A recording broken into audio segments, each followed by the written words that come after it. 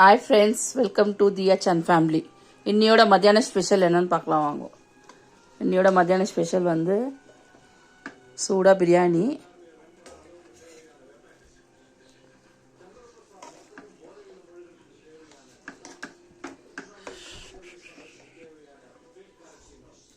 சுட சுட பிரியாணி,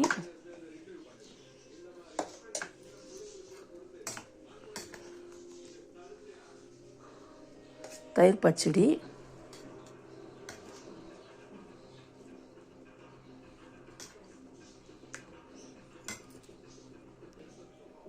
முட்டை fry.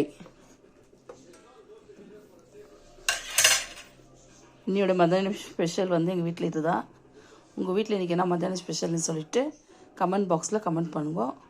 Please subscribe and like பண்ணுங்க.